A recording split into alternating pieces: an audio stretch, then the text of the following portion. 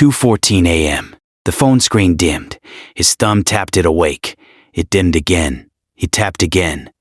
Kwon Tae-sung had watched this clip 16 times, and every time, his throat got tighter. Not looser. Tighter. Like something was growing in there. Something with edges. On the screen, grainy, blue. Nursery camera blue. A black woman sat on the floor in the dark, cross-legged, holding a small girl against her chest. Rocking. Not fast. Not slow. The exact speed of breathing. She was singing. Something low and rolling. A language Tae-sung didn't know. The syllables moved like water over stones. Soft at the top, deep underneath. The camera mic barely caught it. More hum than song. More warmth than sound. And his daughter, his 3-year-old daughter who hadn't spoken a word in 8 months, was giggling. Not laughing loud. Not shrieking the way kids do when you chase them. This was smaller. Buried. The kind of giggle that lives in the chest, pressed against someone's collarbone. Safe sound. Hidden sound. Then the camera mic caught one word. Tiny. Clear as a bell struck in a quiet room. Again. Tae-sung's hand shook. Just once. A tremor that started in his wrist and stopped at his elbow. He pressed the phone harder against his face. The screen was warm now. It had been warm for an hour. He didn't get up. He knew, the way you know fire is hot before you touch it, that if he opened that nursery door, the sound might stop. His daughter might freeze. The woman might stand up, smooth her clothes, go stiff with the fear of being caught doing something she wasn't paid to do. So he stayed in bed, flat on his back, phone 6 inches from his eyes. The rest of the room black, not dark, black, the kind of dark that swallows furniture. He couldn't see the walls, couldn't see the ceiling, just this small rectangle of blue light and the 2 figures inside it. The screen dimmed. He tapped it. Dimmed. Tapped. Dimmed. Tapped. He did this for 4 hours, until the sky outside his window turned the color of ash, then gray, then pale gold. 4 hours. Not moving. Not sleeping. Barely breathing. Watching a woman he'd hired to mop floors hold his daughter in a way he hadn't been able to since they put his wife in the ground. Here's what you need to know about Kwon Tae-sung. He runs a network that touches 3 ports, 2 shipping lanes, and enough politicians to fill a banquet hall. Men, twice his age, stand when he enters a room. His name moves money across borders. No paper trail. No questions. He once sat across from a government prosecutor and said nothing for 40 minutes. Just sat there, breathing, still. The prosecutor dropped the case the next morning. That's the man. That's the machine. And every night for the past 243 nights, the nursery camera recorded something else.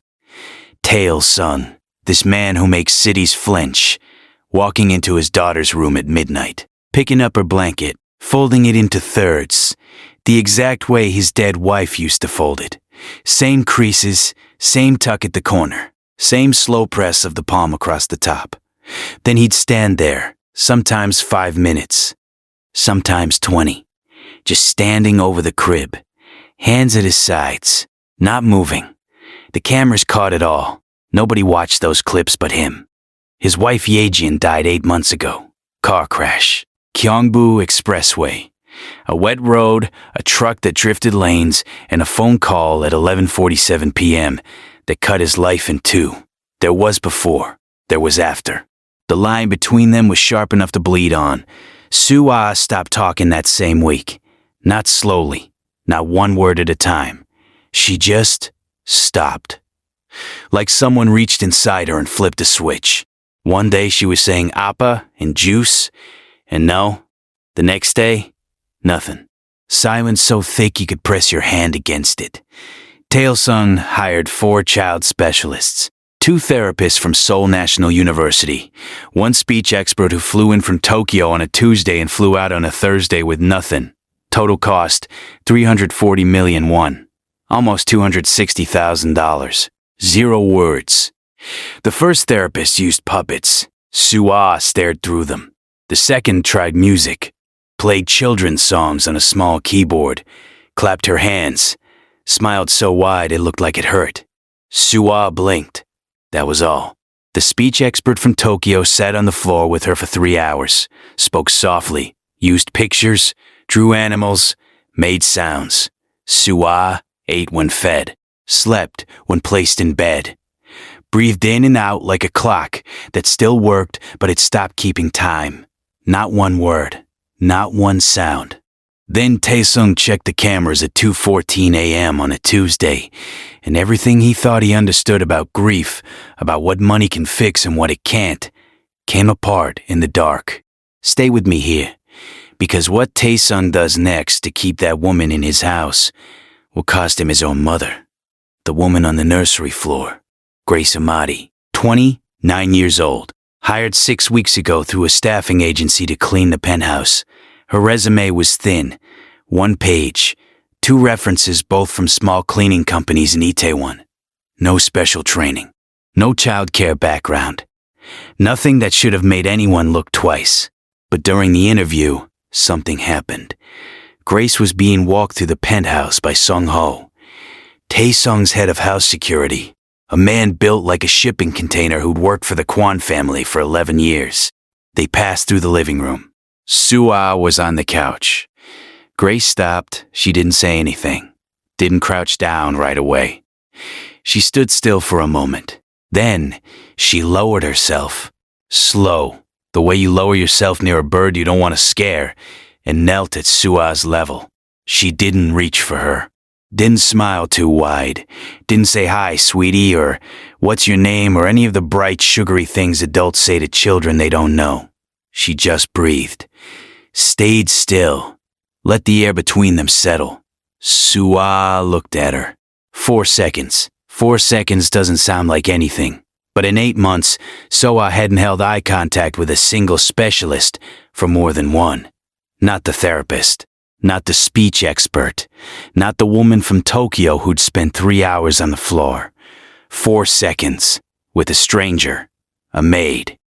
A woman with a 1-page resume and no training. Taesung reviewed that clip 3 times on the security footage. His eyes stayed on the timestamp. 1, 2, 3, 4. He counted the seconds each time. Then he hired her. He told himself it was about the cleaning. He was lying. For 3 weeks, Grace cleaned the penthouse during the day. She mopped, wiped, folded. Worked quiet and steady. The way people work when they've learned that being invisible is safer than being noticed. But at night, after the house went silent, after Taesung's bedroom door clicked shut, after the hallway lights dimmed to their lowest setting, Grace did something she never told anyone about. She walked to the nursery, opened the door just wide enough to slip through, sat on the floor, and sang Yoruba lullabies. Songs her own mother sang to her in Lagos when the power went out and the dark was too big for a small girl to hold alone. Songs about rivers and moonlight and children who sleep in the arms of the earth. The words were round and warm. They filled the room the way heat fills a room, not all at once, but slowly, from the edges in.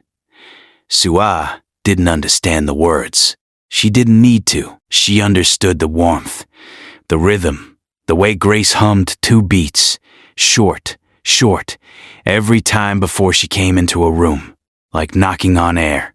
A tiny signal that said, I'm here. You're safe. I'm not leaving. 3 weeks of this, every night. No one asked her to. No one paid her for it. No one watched. And on the 17th night, the silence broke. 1 word, pressed into Grace's collarbone like a secret. Again. 7:15 a.m. the next morning, Taesung called Grace into the study. She walked in already bracing. Her shoulders sat high, up near her ears. Her fingers laced tight in front of her. Her jaw was set. This was the posture of a woman who'd learned the hard way that good things don't last, that someone always comes to take them back. Taesung picked up her cleaning contract, held it with both hands, looked at it for a moment. Then he tore it in half. Grace's breath caught. A quick pull of air. Her eyes dropped to the torn paper on the desk. 2 halves. ragged edge down the middle. Taesung slid a new document across the wood. 3 pages, different title, different numbers. Full-time caretaker, he said. His voice was flat, measured. The voice he used in meetings. For Sua, salary tripled. Private room on the main floor. You start now. Grace looked at the contract. Looked at him. Looked at the contract again. She didn't say thank you. She said, you check the cameras. The room went still. The air conditioning hummed. Somewhere far below, a car horn sounded. 20, 3 floors down. Thin and small. Yes, Taesung said. Grace nodded. Once. Slow. Then she said something no one in this house had ever said to him. No more cameras with audio in her room. Not at night. His hand stopped on the desk. His fingers went flat. Why? He asked. Because she doesn't need to perform for a camera to heal. Grace's voice was steady. Her hands were still clasped. But her eyes were doing something different. They were holding his. Not challenging, not backing down. Holding. She needs to feel like nobody is grading her. Not even you. 6 seconds of silence. Taesung's jaw shifted left, then right. The muscle in his temple pulsed once. He could feel his own heartbeat in his teeth. Then he picked up his phone, called Sung-ho, nursery audio. Off from 9 p.m. to 6 a.m. Video stays. A pause on the other end. Sir, now. At 9:03 p.m., Sung-ho disabled the audio feed. The green waveform on Taesung's security panel went flat. A straight line. No peaks, no valleys. Just silence, made visible. Taesung stared at that flat line for a long time. It felt like something had been cut. Not in the house. In him. Like he'd agreed to close his eyes during a fall and trust that someone he barely knew would catch the only thing that mattered. The next 6 months changed everything inside that penthouse. Mornings first. Grace made rice porridge. Thick, warm. She let Sua eat with her fingers. The bowls got messy. The table got messy. Grace didn't wipe up right away. She let the mess stay. Let Sua squeeze the porridge between her fingers and feel the warmth of it. The stickiness. The texture. One morning, Taesung stopped in the doorway. He didn't come in. Just stood there, leaning against the frame, arms crossed. Grace's hand rested on Sua's back. Not guiding, not correcting. Just there. A warm weight. A reminder. I'm behind you. And Sua hummed. 2 beats.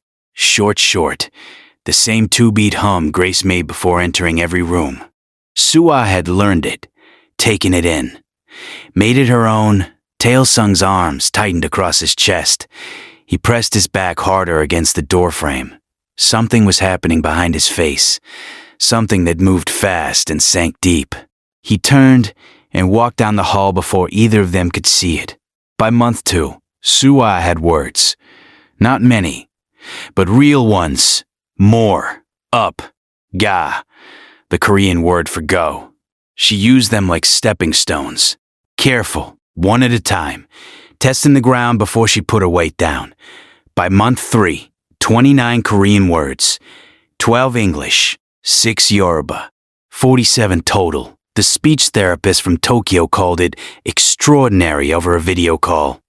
Her eyes were wide. She kept shaking her head. Taesung didn't care about the word extraordinary. He cared about the sounds, the actual sounds. The way Sua's voice cracked on the high parts, because she hadn't used it in so long. The way she whispered first, then spoke, then sometimes, not always, but sometimes got loud enough to hear from the next room. His daughter was talking to Grace, because of Grace. Then something else happened. One Tuesday morning, Taesung walked into the living room and stopped. The piano was uncovered. The dust cloth, cream-colored, placed on the day after the funeral, lay folded on the bench. Neat, clean edges. The piano lid was up. The keys gleamed under the window light. Dust still in the crevices between the black keys, but the white ones had been wiped. Taesung stood in the doorway, He didn't move for a long time. Yejin had played that piano every evening. Chopin mostly. Sometimes Korean folk songs she'd learned as a girl. Her fingers were long and thin, and she played with her eyes closed, her mouth slightly open, like she was tasting the notes. The dustcloth went on the day after the funeral. Nobody touched it. Nobody mentioned it. It became invisible the way painful things become invisible. Not gone, just unseen. A shape everyone walked around. Grace didn't know any of this. She'd uncovered the piano because Sua pointed at it. That's all. Sua pointed. Grace pulled the cloth off. Simple as that. But the gap Yejin left, the gap where music used to live in this house, where sound used to fill the rooms at 7 p.m. every night, Grace was filling it. Not on purpose, not even knowing it was there, just by being the kind of person who pulls the cloth off when a child points. And that gap, that filling, terrified someone. 9 a.m., Tuesday. No call ahead. No warning. The elevator opened. Madame Kwan Mirai stepped into the penthouse the way weather moves in. You didn't see it coming. You just felt the temperature drop. Tae Sung's mother, 71 years old, spine like an iron bar. She had run the family's public face for 4 decades, while her husband built the network underneath. She wore Chanel the way soldiers wear armor, not for beauty, for signal. And she noticed everything. She noticed the uncovered piano, stopped, looked at it. Her eyes moved to the bench, to the folded dustcloth, to the keys. Her lips pressed together, thin white line. She noticed the Yoruba alphabet magnets on the refrigerator door, bright colors, round letters she couldn't read. Her fingers twitched at her side. She noticed Grace's braids, Grace's skin, Grace's accent when she said good morning in Korean, clear and correct, but carrying a music that didn't belong to this house, didn't belong to this family, didn't belong, in Madame Kwan's mind, anywhere near her granddaughter. And then she said it, right there. In the kitchen, with Sung Ho standing by the counter, 2 senior aides at the table, the housekeeper behind them wiping a surface that was already clean, a cleaning woman. Her voice was quiet, quiet the way a blade is quiet, a foreigner, no family name, no standing. And you put her in my granddaughter's nursery at night. The words hit the room like a handprint on glass. Sun Ho's eyes dropped to the floor. The 2 aides froze. Pen stopped mid-stroke. The housekeeper's cloth stopped mid-circle. Just stopped. Flat on the counter. Nobody moved. Nobody breathed. The refrigerator hummed. The alphabet magnets, GAB, bright orange and green, were the loudest things in the room. Grace was down the hall with Sua. She didn't hear the words, but when she came back 20 minutes later, she felt the shift. The way the air had thinned. The way nobody looked at her. The way Sung Ho stood an extra 6 inches from her when she passed. The way the housekeeper turned her back. Not rude, just careful. The way people turn away from something they've been warned not to touch. Tae Sung didn't argue with his mother. He didn't raise his voice. He didn't explain. He reached into the desk drawer, pulled out Grace's new caretaker contract, slid it across the kitchen island. Smooth, flat, like dealing a card. 5 words. My daughter laughed. She stays. Madame Kwan looked at the contract, then at her son. Her nostrils flared once, a tiny crack in the mask. She picked up her handbag, adjusted the clasp with 2 fingers, walked to the elevator. She didn't say goodbye. The elevator doors closed without a sound. Grace stayed. Not for the money, not for the contract. For the small hand that reached for hers every morning. For the 2-beat hum that Sua now did back to her. Short, short. Like a password between 2 people who'd built their own quiet language inside a house that didn't want them to. Weeks passed. Sua grew louder. Not just words now. Sounds. Giggles at bath time. A shriek when Grace pretended to drop a spoon. The squeal she made when Grace chased her down the hallway in socks, both of them sliding on the hardwood. Grace catching her at the last second and swinging her up. The sound of a child becoming a child again. And one small, quiet, daily war. Every time a gift arrived from Madame Kwan, always in white paper, always with the Kwan family seal pressed into red wax, Grace would open it, show Sua the toy or dress inside. Then she'd set the white paper aside, pull a strip of bright anchor of fabric from her dresser, and rewrap the box. Orange, green, gold, bold prints, loud colors. Sua would press her face against the cloth, rub her cheek on it, laugh, a tiny rebellion, daily, quiet, and loud in the way quiet things can be. Then Tae-sung made a decision that would blow the roof off his whole family. He planned a dinner at the Hanam-dong family estate. 31 seats around a table, so long it needed 3 flower arrangements. He called it a business meeting. It was not a business meeting. Tae-sung's security team told Grace to eat in the staff quarters. Keep things simple. Avoid the scene. Grace looked at Sung-ho, this man twice her size, his hands clasped behind his back, his eyes looking everywhere except at her. If she calls me Amma, Grace said, I won't be a secret. Sung-ho blinked. He looked at Tae-sung.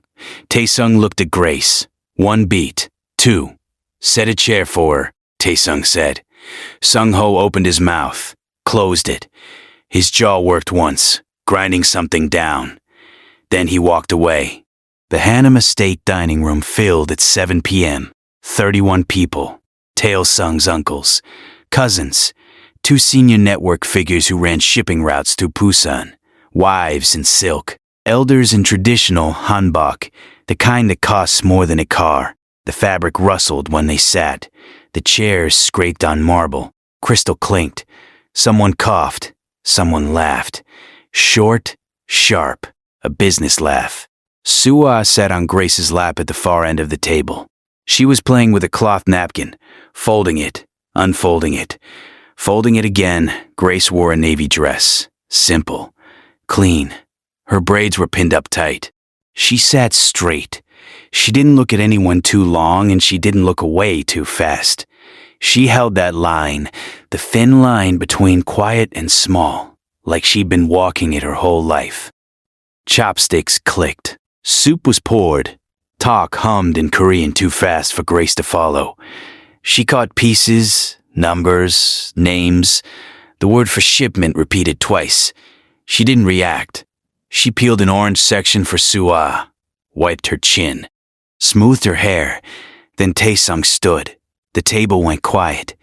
Not slowly, all at once, like 31 people held their breath at the same moment. I filed for legal caretaker authority, he said. Voice flat, eyes forward, hands resting on the table edge. Grace Amati will hold legal guardianship rights over Sua in the event of my absence or death. 11 seconds. Nobody breathed. Chopsticks frozen in the air. A water glass stopped halfway to a mouth. An elder at the far end set his spoon down like it was made of lead. Slow. Both hands. The chandelier hummed. That low electric hum that's always there but nobody notices until every other sound dies. Now everyone heard it. That buzz. That thin vibration in the air above their heads. Then a voice. Sharp. Hissed through teeth like steam. Seo Hirin, the cousin's wife. The woman who kept the family's social ledger. Who tracked every marriage and every alliance the way generals track borders. She leaned toward the woman beside her. And she said it, loud enough for every person at that table to hear. She's Nigerian. We don't even know her real name. The words hung in the air like smoke that won't clear. Grace's hand stopped on Sua's back. Her fingers pressed down, not hard, just firm. A hold, an anchor. And then Sua, 3 years old, sitting on Grace's lap, playing with a folded napkin, looked up. She looked at Grace's face. She looked at the table full of people staring at them. She looked back at Grace, and she said one word. Uma, Mom. Not in English, not in Yoruba, in Korean. the language of every person sitting at that table. The word they all knew, the word that meant, in front of God and family and 31 witnesses sitting under a chandelier that cost more than most houses, this woman is my mother. I need you to answer this honestly. If your daughter looked up in front of your whole family and called the maid Mom, would you protect the maid or the family name? Tell me in the comments, because this is where the story splits, and somebody is about to start a war. Madame Kwan Mirai sat at the opposite end of the table, back straight, face a mask. For 3 seconds, nothing moved on her. Not her hands, not her mouth, not her eyes. Then she stood. She didn't push her chair back. She rose the way a flame rises. Straight up. She placed her napkin on the table with 2 fingers. Pressed the creases flat. Smooth. Even. And she walked out. 1, 2, 3, 4. Her heels on the marble. Getting smaller, smaller. Then a door closed somewhere deep in the house. And the sound stopped. She called Director Shin from the private study. Shin had run intelligence work for the Kwan family for 20 years. He was the family's shadow. He found things. He buried things. He answered on the second ring. The woman in my son's house, Madame Kwan said. Her voice was made of iron. I want everything: birth name, country of origin, visa status, criminal record, family, all of it. She hung up without waiting for a reply. Back at the table, the silence held. Chopsticks stayed down. Soup cooled. Nobody moved. Then Uncle Jay won, the quietest of the elders. A man who hadn't spoken in 2 hours, who sat with his hands folded and his eyes half closed like a man watching a river, set his chopsticks down with both hands, carefully. He looked at Taesung, and he nodded, once. Later that night, from the back seat of his car, Jae-won called. I understand, he said. That was all. He hung up. Small comfort, because Madame Kwan was already moving, and what she was about to find would nearly destroy everything. 72 hours later, a manila folder appeared on Taesung's desk. No note, no name on the outside, just a folder that smelled like toner and stale cologne. Director Shin's smell. His office always smelled like that. Dry, flat. The smell of a man who lived in paper. Taesung sat alone. 11:47 p.m. The same time he'd gotten the call about Yejin. He didn't know if that was a coincidence or if his mother had planned it. With her, you never knew. The desk lamp made a circle of light. Sharp at the center, soft at the edges. Soul glowed through the window behind him. White headlights go in one direction. Red brake lights go in the other. 2 rivers of light that never touched. He opened the folder. The first page hit like a fist to the chest. Her name was not Grace Amadi. Her name was Adunni Okafor. Born in Lagos, Nigeria. 29 years old. And the visa she'd used to enter South Korea was fake. Built by a witness protection handler who had gone off the books 3 years ago and never came back. He turned the page. His hands were steady. His jaw was not. Trafficking route. Lagos to Johannesburg to Busan. Adunni had been grabbed at 19. Moved through 3 countries in cargo containers. The metal kind. The kind that sits on the deck of a ship and bakes in the sun and freezes at night. She was inside one for 11 days. She escaped in Busan. How? The file didn't say. Just a gap in the record. 11 days in a container. Then, free. A hole in the story where something terrible and brave had happened, and no one had written it down. She testified against a network that moved over 40 women in 18 months. Her testimony shut down the route. The main operator got 23 years. 2 others, 15 each. But 2 men she named were still free. One had a standing bounty on anyone connected to the case. And here she was, in his penthouse, holding his daughter every night at 2 a.m. He read the next line. The words blurred, then sharpened. Subject's current identity is a witness protection violation. Exposure of real name could trigger active threat response. He set the page down. His hand was still steady. Everything else was not. In the corner of the file, paper clipped to a background form, there was a photograph. Not a document photo, a real one. A young woman, maybe 20, laughing. A baby on her hip, the baby's head tucked into her neck. The baby's fist gripping her collar. The hold was the same, the exact same angle, the same curve of the arm, the same tilt of the chin. The way she held that baby was the way she held Sua, the exact same way, like the body remembers what to do even when everything else has been taken. He sat for 45 minutes. The ice in his water melted. The lamp buzzed, a sound like a fly trapped in glass. A car horn sounded 23 floors below, thin, far away, meaningless. Then he reached for the desk phone. He dialed 2 digits of some ho's number. His thumb hovered over the third. If he pressed it, 1 button, 1 millimeter of movement, Sung Ho would answer in 4 seconds. Grace, Aduni, would be removed from the penthouse in 15 minutes. Quiet, clean, professional, a car in the garage, a bag packed by strangers, a safe house, a new name, a plane. Gone before Sua woke up. His thumb hung there, shaking, 1 millimeter from the button. And in his head, clear as it was on the nursery camera, clear as it was 17 replays ago, he heard one word. Again. He put the phone down, slowly, like it was made of glass, like it would shatter if he let go too fast. And for the first time in 15 years of running a network that moved ships and silenced men, Kwon Tae-sung did not know which choice was the violent one, keeping her or letting her go. 3 a.m., Tae-sung walked barefoot down the hallway. The hardwood was cold. He could feel every grain of it under his feet. The house was silent, the kind of silence that has weight, that presses on your ears. He stopped at the nursery door, put his hand flat against the wood, spread his fingers. The door was cool, solid. Through it, muffled, almost nothing. He could hear breathing. 2 sets. One small and fast, one slow and steady, a rhythm he could feel in his palm. He didn't open it.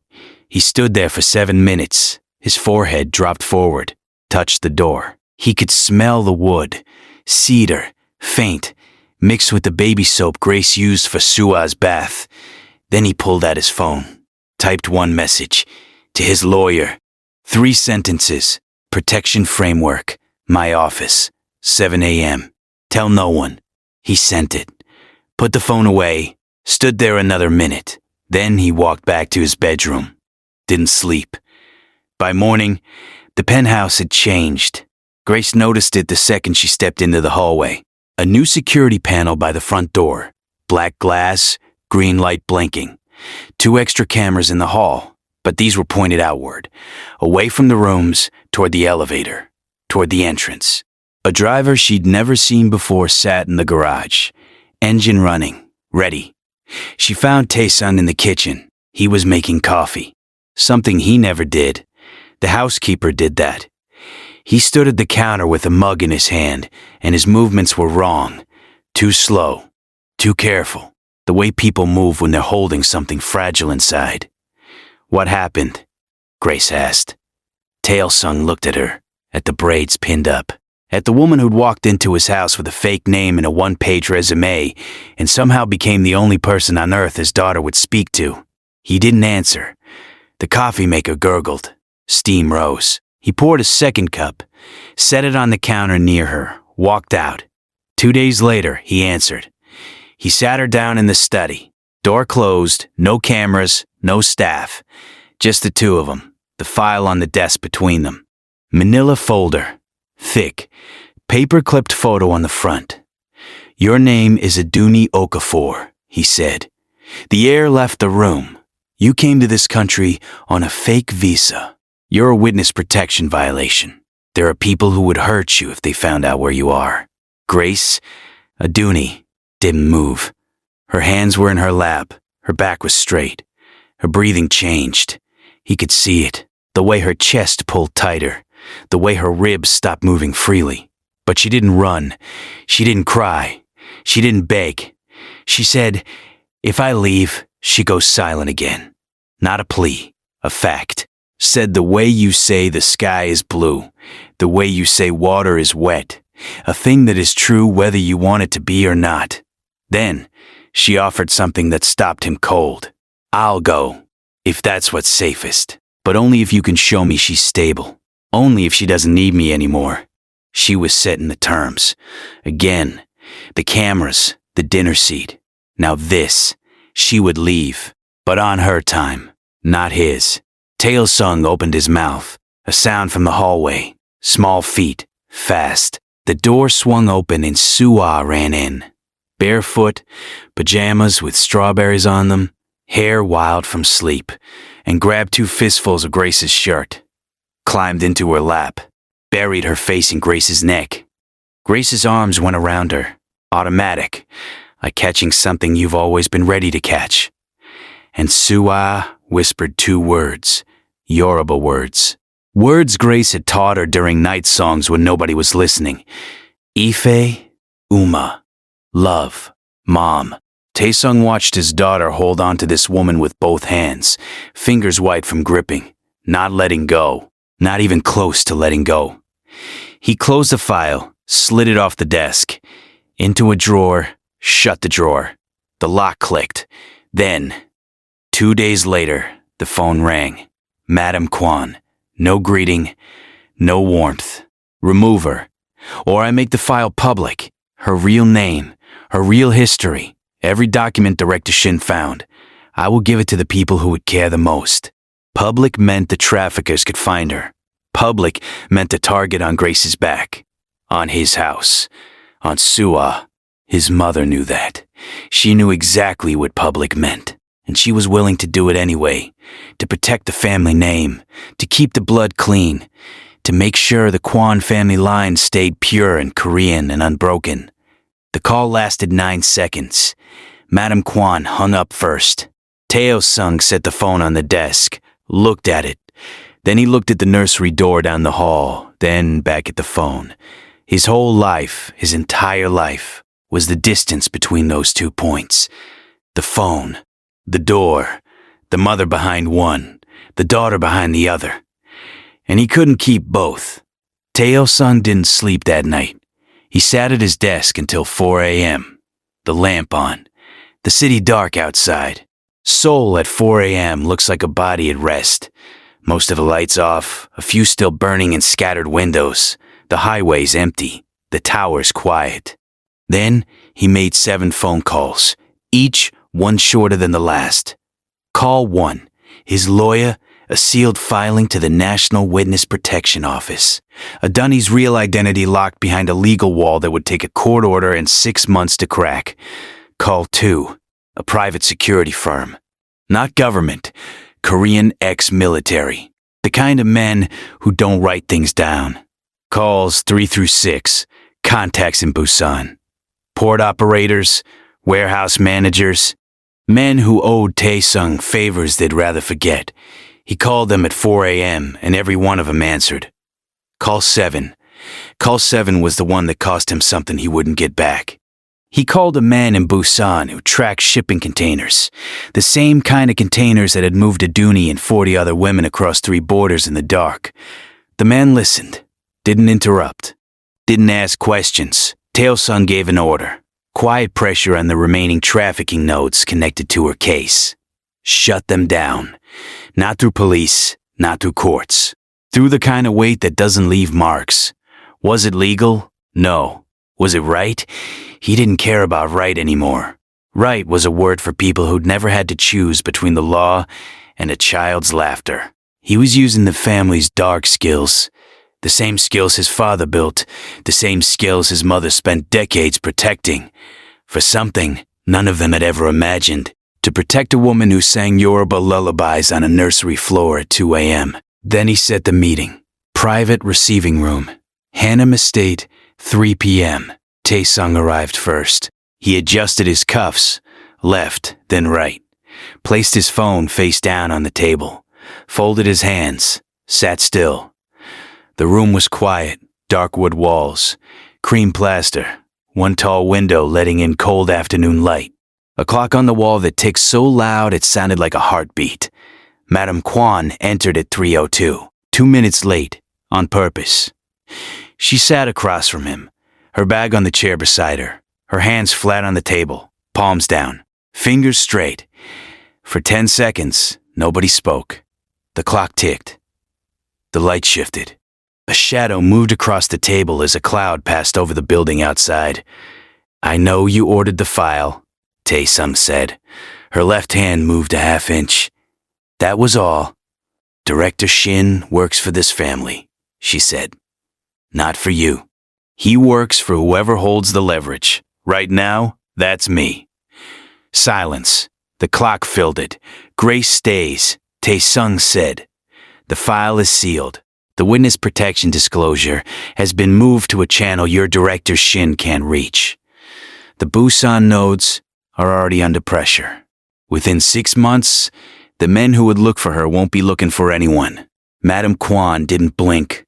Her eyes were flat, dark, the eyes of a woman who had stared down prosecutors, politicians, and a dead husband's legacy without flinching once. "And if I make it public anyway?" she said. Tae-sung reached into his jacket, pulled out a second folder, thinner than the first, older paper, yellow at the edges. He placed it on the table and slid it across. She opened it. Her face didn't change, but her hands did. The left one curled, just the fingers, just slightly, like she'd touched a hot stove and caught herself before pulling away. Inside, a police report from 22 years ago. A hit and run on a rural road outside Daejeon. 1 dead. A farmer walking home at night. The driver was never found. The driver was her husband, Tae-sung's father. "Where did you get this?" she said. "Not a question. The same place you got Grace's file. The family archive. The one you taught me to use." Madame Kwan closed the folder, placed her hands flat on the table again. Her fingers trembled, once, then stopped. "Your father wouldn't have done this," she said. Tae-sung looked at his mother, at the woman who raised him to control rooms without speaking, to move money without touching it, to treat power like air. You can't see it, but it's everywhere. And without it, you die. "My father," Tae-sung said, never heard his daughter laugh. Madame Kwan flinched. One crack, small, a shift in the muscles around her eyes. It lasted less than a second. But it was there, and Tae-sung saw it, and she knew he saw it. She picked up her bag, stood, walked to the door. At the frame, she stopped, didn't turn around. Her hand rested on the wood. Her nails, clean, short, painted a color that wasn't quite red and wasn't quite brown, pressed into the grain. "I already lost one mother in this house," she said. Her voice was different now, not sharp, not commanding. Something underneath all that, something cracked and old and afraid. The voice of a woman who had armored herself so long she'd forgotten what the armor was protecting. "I will not watch it happen twice." Then she walked through the door and she was gone. No screaming, no threats, no war, just absence. The kind that fills a room by not being in it. That was the last time they spoke face to face. 1 year later, Soo-ah speaks in full sentences, Korean mostly. But she drops Yoruba words into her speech like secrets, Ife for love, Omomi for my child. Something Grace says to her so often that Soo-ah now says it back to her dolls. She lines them up on the couch, tucks them in, pats their heads. "Omomi," she whispers. "My child." Madame Kwan still sends gifts, white paper, family seal, red wax, and every single time, Grace unwraps them, shows Soo-ah what's inside, then rewraps the box in Ankara fabric, orange, green, gold. Soo-ah doesn't know about the war. She only knows the colors. The piano is open now. Nobody plays it like Yejin did. Nobody will. But Soo-ah bangs on the low keys while Grace sings, and the sound that fills the penthouse isn't music, exactly. It's rougher than that. Messier. more alive. Something Yejin might have loved, not because it was perfect, but because it was loud and warm, and coming from her daughter's hands. In Busan, the last of the trafficking contacts connected to a Dunny's case went dark. Quietly. No headlines, no trials, just a slow squeeze. Applied by men who answer to a man who answers to Tae-sung. The people who would have come for her won't be coming for anyone. The cost of that protection lives in a place Tae-sung doesn't talk about. A room in his chest with no window and no door. Every Sunday at 8 a.m., Tae-sung picks up his phone, opens his contacts, finds his mother's name. The characters glow on the screen. Amoni, mother. His thumb hovers. He can feel the call in his chest, the pull of it, the weight of a woman who is alive and breathing somewhere in the same city, in a house he could drive to in 20 minutes, and who chose to lose him rather than bend. His thumb stays there, shaking, 1 millimeter from the button. Then he sets the phone down, face up on the nightstand, screen still lit. Every Sunday, for 52 weeks now, the call never happens. The absence stays alive. It breathes in the room like a guest who won't leave and won't sit down, and Tae-sung carries it. The weight of a last parent lost. Not to death. Not to distance. To a choice he made in a room with cold light and a clock that wouldn't stop ticking.